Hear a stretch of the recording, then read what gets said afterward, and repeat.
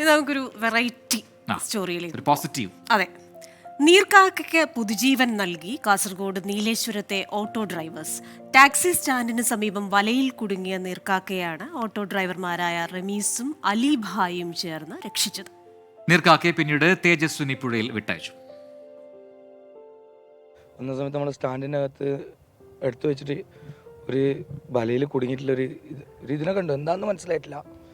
അങ്ങനെ നോക്കുമ്പോൾ അതിൻ്റെ ചുണ്ടിനകത്തുള്ള ഫുള്ള് വലയും എന്തോ ഒരു ഭക്ഷണ പദാർത്ഥവും പറ്റിയിട്ടുള്ള ഒരു ഇതവസ്ഥയിലാണ്. ഈ ഭക്ഷണം കഴിക്കാത്തൊരു കുറേ സമയം ഉള്ളൊരു ആവശ്യത അതിന് കണ്ടിരുന്നു. നമ്മൾ കുറച്ച് മീനും വെള്ളമെല്ലാം കൊടുത്തു, പക്ഷെ ഒന്നും കഴിക്കുന്നില്ല.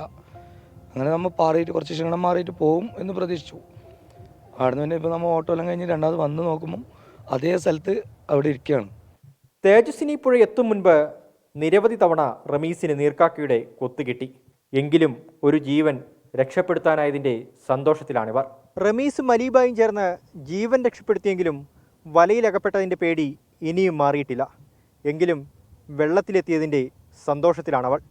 വിജയ് ഷണങ്കൂറിനൊപ്പം അരുൺ പാറക്കൽ, 24 കാസർഗോഡ്. അപ്പോൾ അതെന്തായാലും ഒരു നല്ല കാര്യം അല്ലേ? ഓട്ടോ ഡ്രൈവേഴ്സ് ഇങ്ങനെയൊക്കെ ചെയ്യുന്നുണ്ട്. അപ്പം ഓട്ടോ ഡ്രൈവേഴ്സ് മാത്രമല്ല, എന്താണ് ഈ പറയുന്നത് പോലെ കരുണ പറ്റാത്ത ഒരുപാട് പേർ, ഒരുപാട് മനുഷ്യരുടെ ഇടയിലാണ് നമ്മൾ ജീവിക്കുന്നത് എന്ന് തിരിച്ചറിയുന്ന ഒരു സ്റ്റോറി ആയിരുന്നു അത്.